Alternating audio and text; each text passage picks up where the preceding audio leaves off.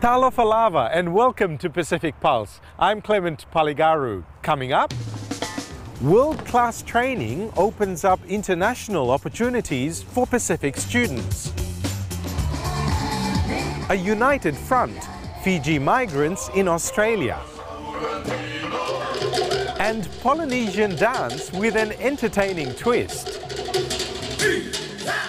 The Australian government has funded 4 training colleges across the Pacific to help tackle the shortage of skilled staff and boost economic growth. It's called the Australia Pacific Training College and it offers regional students world-class qualifications. Tania Nugent caught up with students at the Samoa campus. I came from Tonga. I come from the Solomon Islands. I'm from PNG, Papua New Guinea. And I'm from here in Samoa. It's a melting pot. We've got people from so many different cultures, so many different life experiences. We've got married, we've got single people, and they come here and they're studying with us full-time for 6 months. I'm studying commercial cookery. I'm studying tourism. I'm doing certificate hospitality operations. It's an Australian qualification. Well, the Australian government has set up an initiative, $150 million over 4 years to establish the Australia Pacific Technical College throughout the region, principally in Fiji, in Papua New Guinea, in Vanuatu and here in Samoa. Samoa is home to the newest of the APTC's 4 training colleges, offering courses across a range of trades, health and community services and hospitality and tourism. The courses are open to students from across 12 Pacific nations. It's a chance for them to undertake training that they could not dream of undertaking back in their home countries.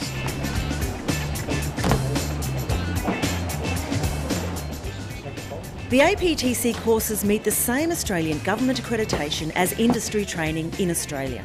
That then allows the students to graduate with an internationally recognised qualification. Getting a certificate, it's very, very hard in the Pacific, and such a project is very good for us, especially when we haven't gone through formal education. Before I came here, I attend a 2-year course, tourism and hospitality, back in my place. But what I learned here from my almost 2 months I've been here, it's different, and I think it's a bit advanced.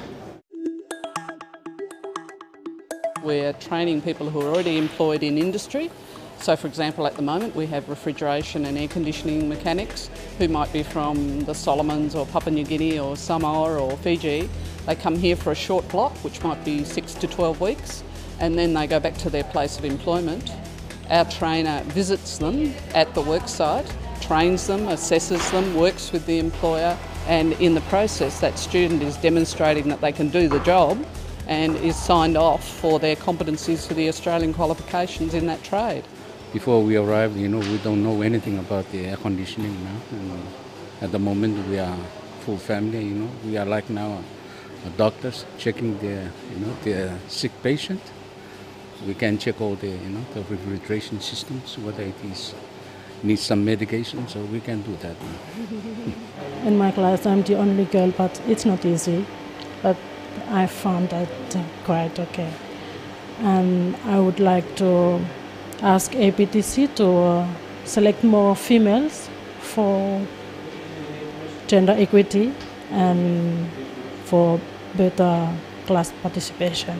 We have a very, very strong push on encouraging women in the trades, as across the world there are skill shortages. We need women to come into the trades. The more women we get into these programs, the happier we will be.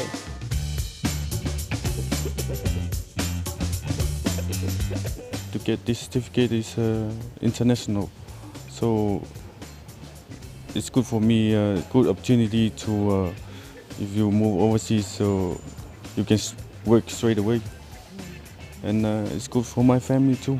I want to improve my job and get a better skill on running a tourism operation. because learning is throughout life, and I find it very good, just for my benefit and my family, when I go back home, I will run a new business on air conditioning and refrigeration.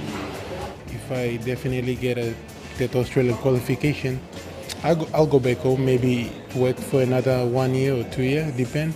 And definitely I want to find a job in Australia and move to Australia, play rugby and, stay in Australia. It has actually opened up my mind to not just think Solomon Island-wise, but as a bigger community. It's not just about training in Australia or New Zealand or living or working there. It's about them packing up their bags, having a recognised qualification and travelling wherever they want to go, either within the region or beyond. And that's why it's so exciting. It just opens so many doors. And what will the qualifications that you get from this course allow you to do? Well, what everyone in hospitality wants to do, just travel the world.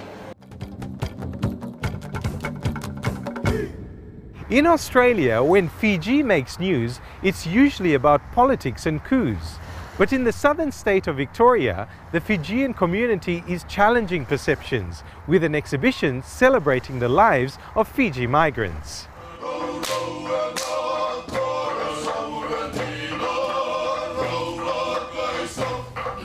Over 7,000 people make up Victoria's Fiji community, and Melbourne's Immigration Museum hopes this exhibition will show visitors more about what migrants from Fiji bring to Australia.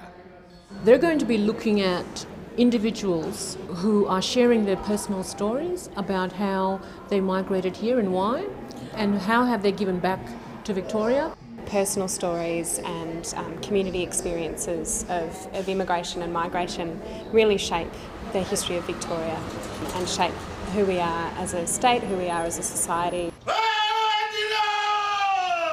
The exhibition reflects the diversity of Victoria's Fiji community.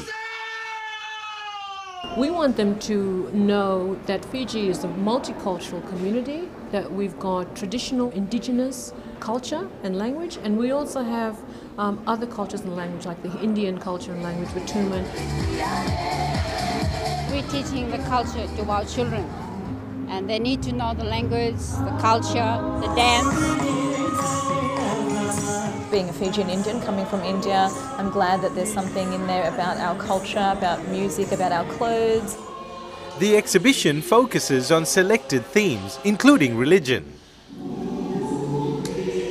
It's a source of strength for the community, the religions, what they believe. While religion and sports was the most two obvious things that were common to the Fijian community, they weren't that deeply felt or deeply held by the Indian community. Education and business was really something that the Indian community identified as a key important thing for them.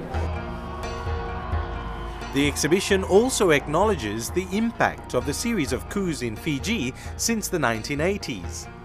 What has happened in Fiji does affect people's reasons for migrating. So it's important to recognise that and to not gloss over that. One of the fundamental values of exhibition is that you bring to the front your pains and your gains. This exhibition shows that. I think it's the first time that we've come together as a community and try to put something together as to how we continue to live harmoniously. What they see politically is different to what we actually see at the grassroots level. Really a great learning experience to see that everyone was able to come together for one common cause, and that is to promote our island home, Fiji.